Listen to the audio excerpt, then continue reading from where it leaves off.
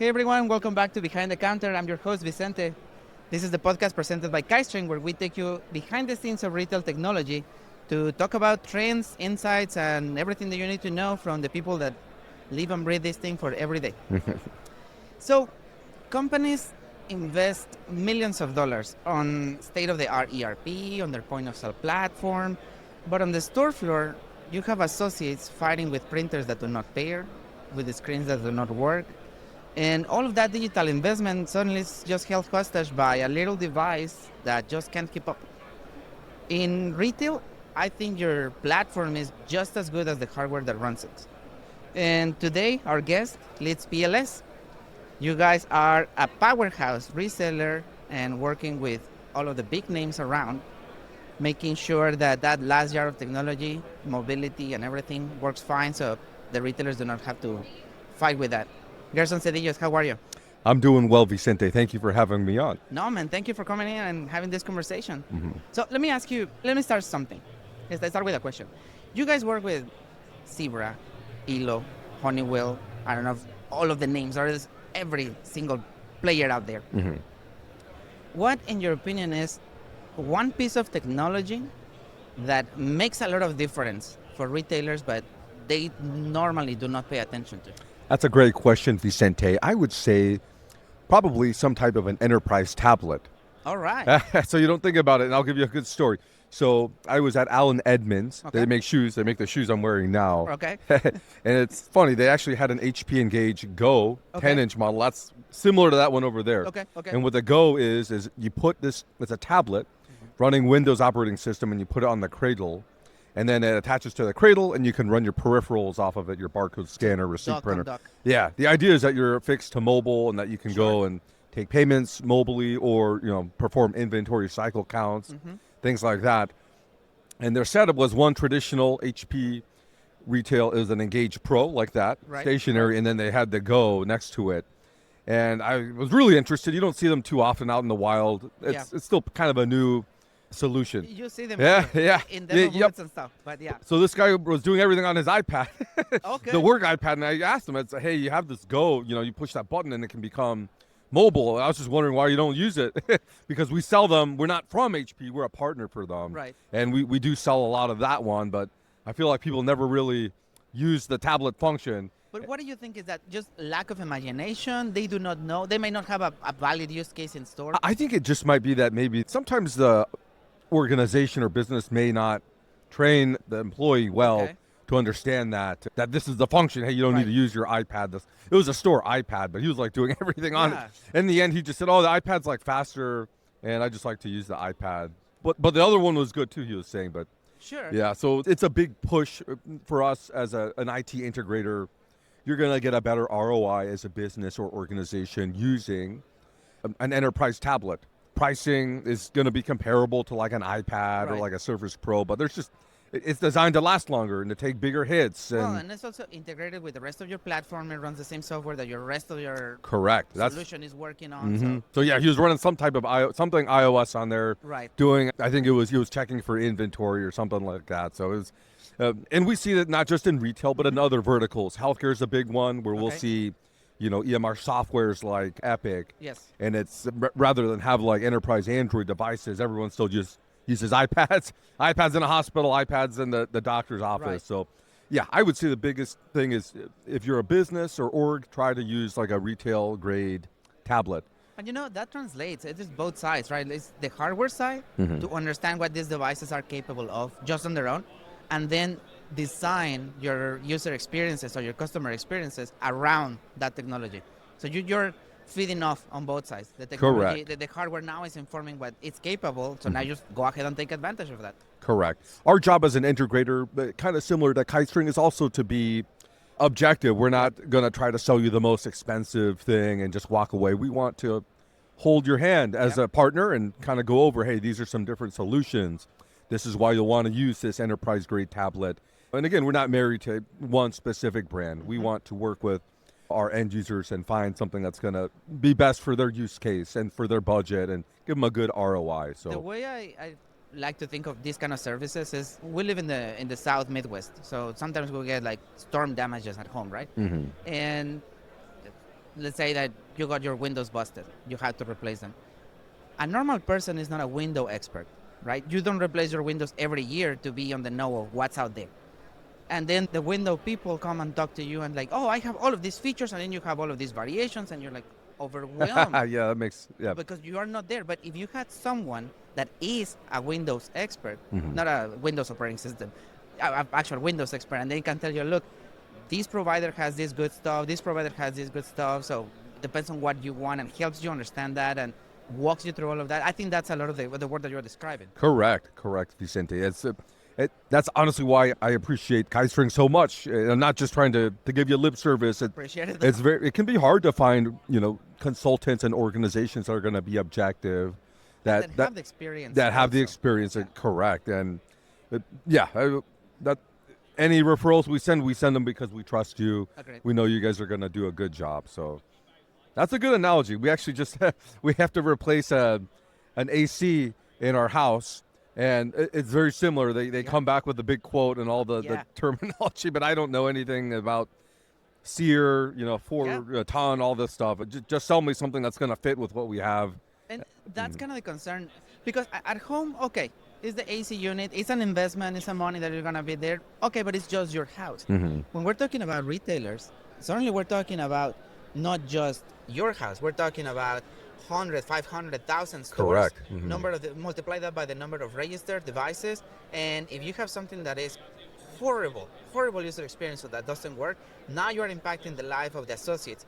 And to me, from the point of sale side, that means that the associate working at the store suddenly are going to take longer to do their job, which is less time for them to do customer service or customer experience.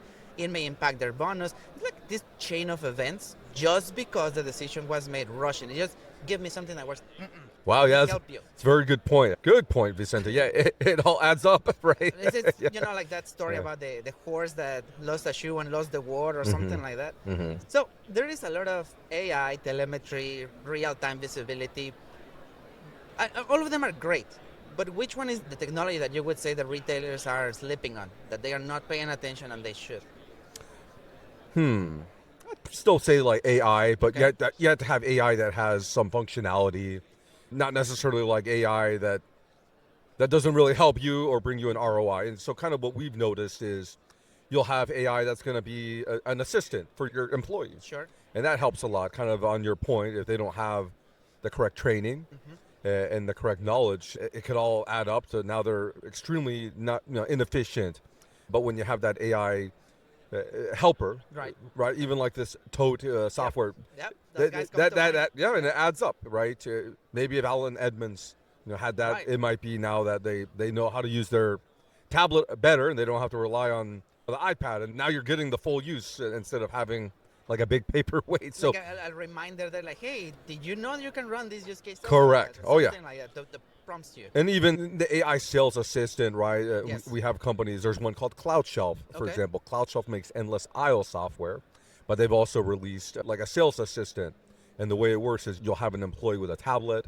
Let's say it's a furniture store. That sales assistant will give the employee suggestions and recommendations and help them upsell and just help them to provide better customer service without having to rely on an extra person or anything like that. And I like that a lot from department stores, furniture stores, all of these places where there is a lot more to the eye than there is just to the price. Yes. Well, the price does play a part, but you fall first in love with that dress, that that jersey, that whatever, that piece of furniture, that sofa. Like I know, for example, I like leather sofas, right? And I want to make sure that they are good. And if I am already thinking about refurnishing my living room, having some system like that, I'm like, hey, here's some ideas, there's some features here, some other things that can help the sales associate make that experience better for me. All the best. Yeah, I agree. So functional AI, right? not AI that may not help you or provide any ROI, just something functional. That's what we know, the sales assistant and then employee assistant. How about on the maintenance side, the telemetry side? Like you have your fleet of printers and scanners out there. Is there anything on AI that you guys are looking into? That's a good point. I don't feel like there's been a ton. So we do a lot of, for example, we'll have a Zebra as an OEM, and they maybe every couple of years might change the name of their management software for like printers and stuff like that. But I don't feel like there's any AI functionality in that just yet. I might be wrong, and I got a booth tour later. So maybe they have something pulled up. It's still a very good system. But per that point, too, we kind of notice sometimes businesses and organizations don't take advantage of that either. Yeah. Where you have something like a Zebra printer management software app. Sure. It's not hard to use, but you do have to have your partner help you and kind of show you how it works. It's URL based, and then now you have a visibility on the life or the health of your printers, mobile devices, and things like that. Everything from like, they even detect media labels. Hey, your printer here is running very low on labels and stuff like that. So maybe if you just have 10 printers, it's not that important, but if you have thousands out in the field, it's a very good setup. But per that point, I don't know if there's anything AI related just yet, but again, we'll find out. We'll see. I think, without naming stuff, because I think there's some research that was been done along that, right, to create some preemptive software based on machine learning to like making sure that the trends on failure and all of those things to kind of give you an idea on what might be happening in your store, so you are prepared for it. Oh, cool. Okay. But I want to throw this not problem, but this challenge. Let's say that your footprint in the store is very diverse. You have Zebra printers, you have Zebra scanners, you have Epson printers, you have HP screens, you have all of it. And each one of those providers has their own platform. Yeah, that's a good point. And you're right. They do. They have their own. So, yeah, I'm not sure if there's one single platform to manage everything, but that would be a good solution. I know that's on the software side, of the software side, more so than the hardware implementation side. But you guys been working with these retailers for a number of years.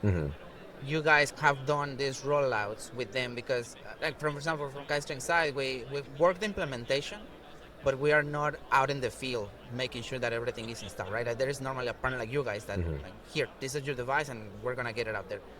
Whenever some of those fail or something doesn't go according to plan, what is one thing that you see and it's like, it's because you made this shortcut or because you make this decision? What is that thing that you wish couldn't have happened, so then the failure wouldn't be there? I know the question makes sense.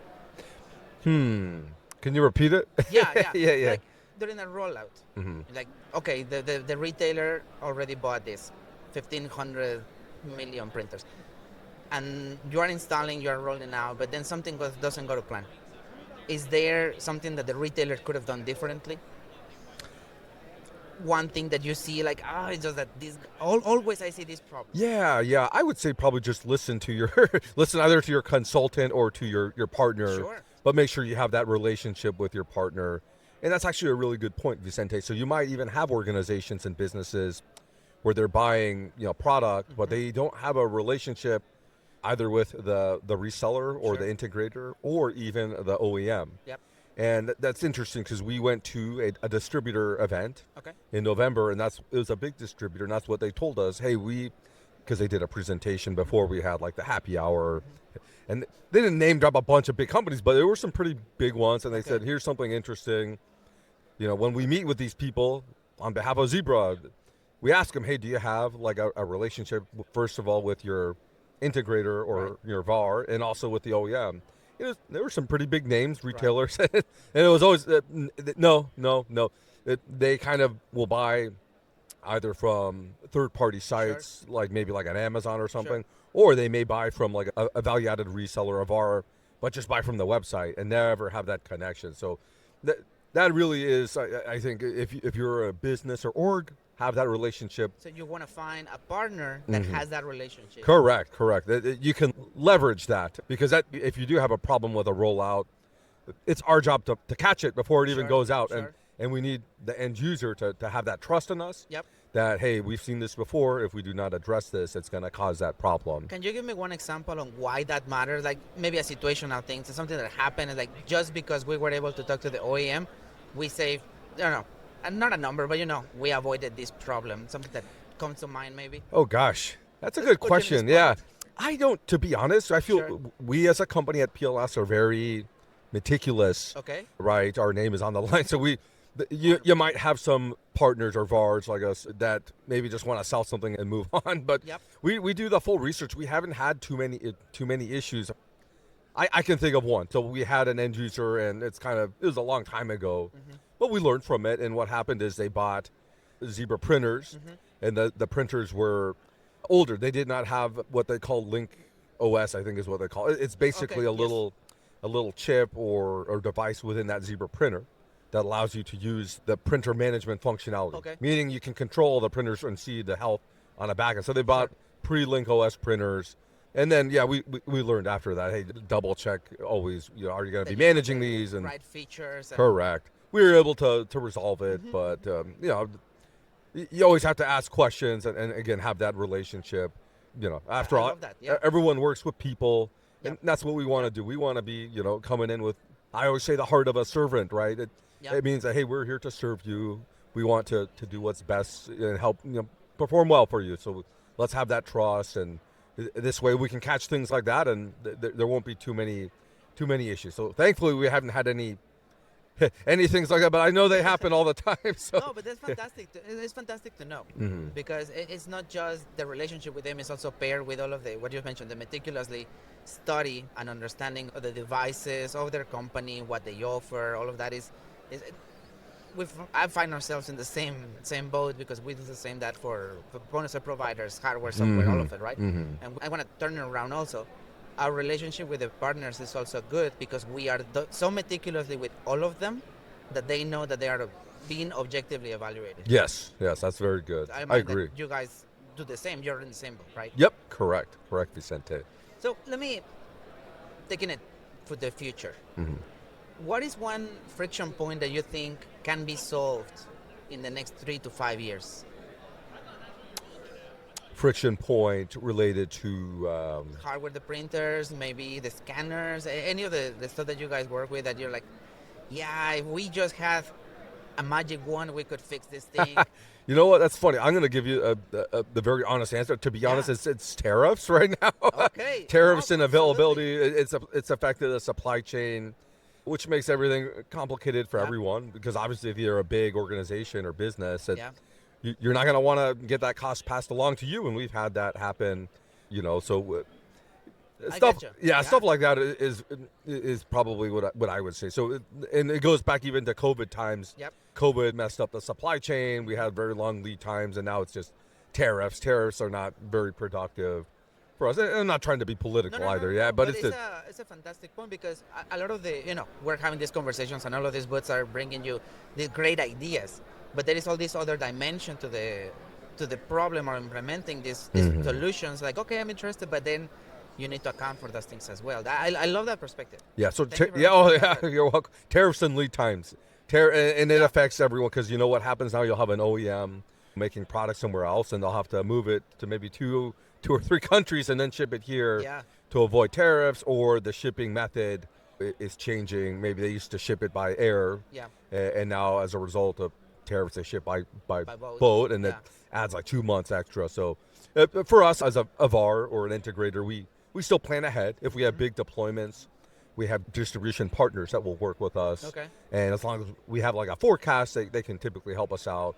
So we can meet for big projects, meet quantities and stuff like that. But let's just say someone came right off somewhere for asking for 1,000 units, and they need it by next week. It's probably going to be difficult. I like that, because one of our current projects, we're looking at the lead times. I personally did not know how much it was needed in advance for them to make sure that they had it for whenever we're ready to pilot. We have some OEMs that have very great technology. It looks beautiful, but it's a 9-week lead time just to get the one.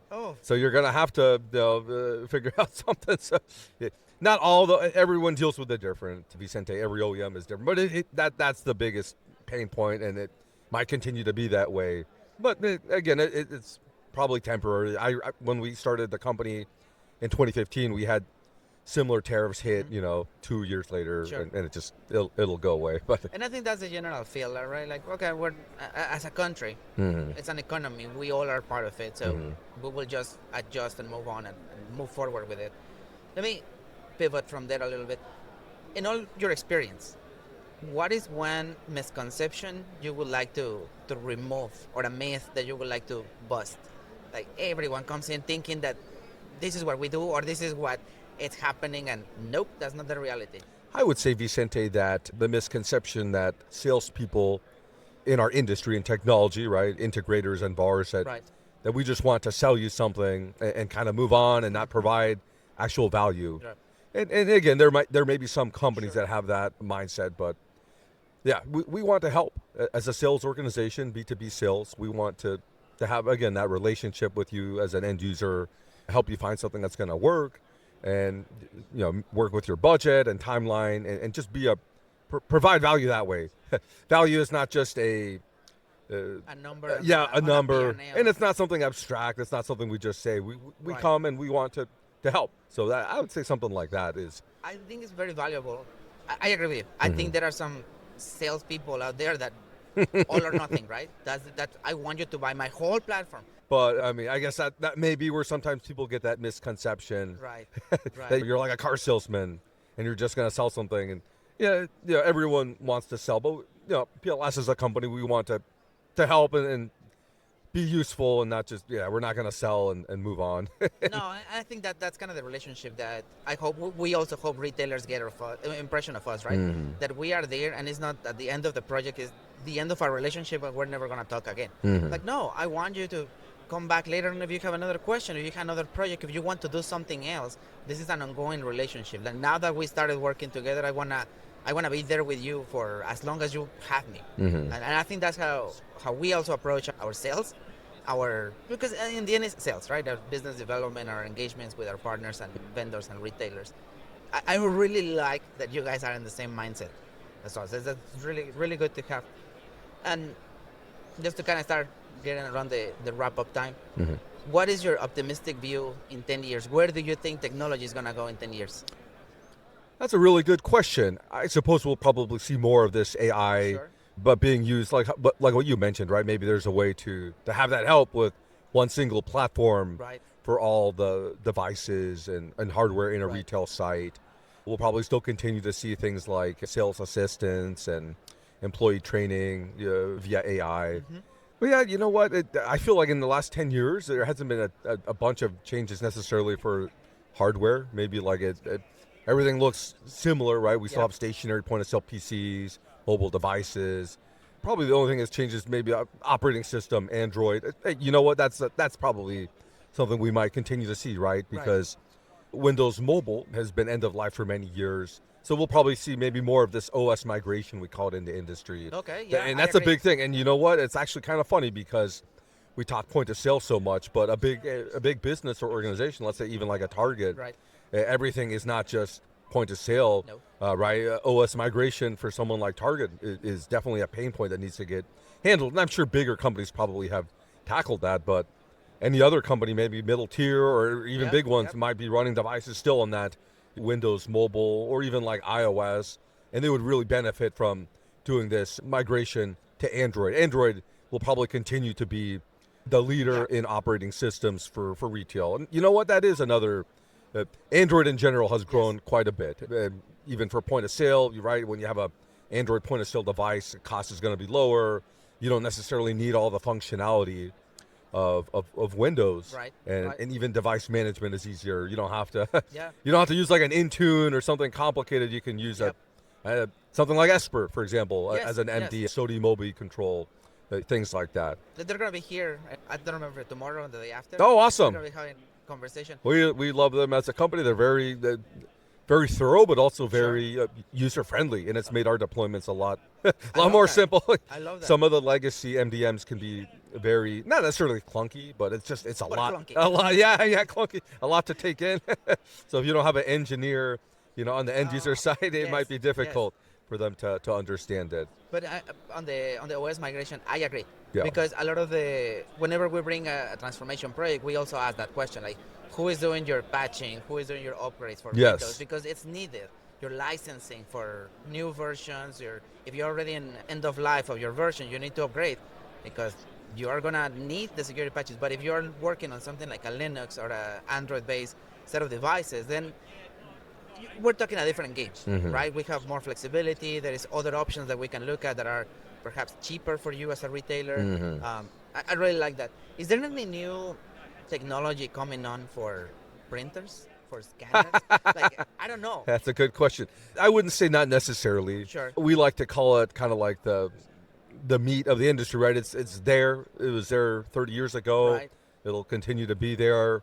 I don't see, thermal label printing ever going away, even with the push for like paperless receipts and things like that. Compliance is always going to be there. So no, not really, but it's there, and there's plenty of big OEMs that's what they make. That's their bread and butter. Their meat is just printers and just fantastic. I think the only change that comes to mind is the change on form factor. Okay. Like you go from the handheld scanner to some of the wearables, for example. Oh yes, that's a very good point. So it's the same technology, just in a different presentation. Yeah, correct. And we've seen that has been even in the last 10 years. Yep. A big push from some OEMs like Zebra to increase the wearables and things like that. So maybe more of what they call machine learning being incorporated into some of these devices as well. But it's kind of there's always like new trends within stuff like label printing. For example, several years ago it was RFID. Yes. And RFID is still very useful. It's a good solution. But sometimes it's just it's difficult. It's hard to scale. It's expensive. Difficult to get the end user to understand or to want to drop the funds or money on that type of RFID solution. And it's also everything is related to software. So I will name drop another software company, Zemelgo. Okay. Is very, very good, and they can help small to medium to enterprise companies implement RFID solutions, and they work through partners. Sure. They don't sell direct, and they're part of Zebra's ISV program, so they're registered. Everything has been tested, and it works. And that software component is very important in stuff like RFID. So they go hand in hand always. Yeah. Always hand in hand. I mean, we're circling back to the beginning, right? Like you have the hardware. Now you can drive your software to do more, imagine different ways of experiencing your retail ecosystem or your retail platform. But printers and scanners, I mean, again, it'll be there, but probably not a huge change. They make them look different. They come out with different names. But I mean, you even have like a Zebra, gosh, it's been like 9 years since they came out with what they call a DS2200 series, right? Okay. DS2208, DS2278, and I don't think there's any like plans to change any of that. Star Micronics has what's called a TSP 143. That's well over 10 years, and it's just gonna still be around. It's the same. Yeah. I mean, not to minimize any of these vendors. It's just that the technology, the thermal printing technology, is so good. Yeah. So convenient. So accessible for anyone that is difficult to replace. A staple like that one. Exactly. But again, they're all good, and we'll see. Who knows what the future holds, right? I'll know more after I take my booth tours later this afternoon. Well, as technology jumps, like in a couple of weeks, we're going to be looking at this podcast and like, we didn't know. Oh, yeah. That thing just surprised us. Well, Gerson, I want to thank you very much for being here, having this conversation. And anything that you want to share with our audience about PLS? Yeah, absolutely. So our company, PLS, we are an IT integrator and a managed service provider. And we're based out of Metro Phoenix, Arizona, but we work all over North America, United States and Canada. We're partners for a bunch of different OEMs, Zebra, Elo, Microtouch, Star Micronics, Epson, and the list goes on and on, HP Retail. But again, we work with the heart of a servant. So anyone that we work with, we want to find what's going to be best for you. We're not always going to just push you to the Zebra or to the biggest player. What works with your budget? What is your use case? What's your timeline? And, we want to help. So, thankful to be on the podcast. Thank you so much, Vicente. Some great questions. And we're all having a great time at the NRF. It's freezing outside because we're from Arizona. And, our high is like, our lows in the winter maybe like 55 degrees. This is already lower than that. Yeah. But I think Bentonville, right? Are you from? Yep. Yeah, it gets colder there probably. It does. Yeah. So, it does. But we're all a bunch of cowboys. We're not used to to the cold. But we're having a great time. So it's a good show. Glad to be able to connect with you here at on the podcast, and just looking forward to a great couple of days as we continue to meet new people and connect with old friends as well. Great. Thank you very much, Gerson. Awesome. Thank you, everyone. Thank you.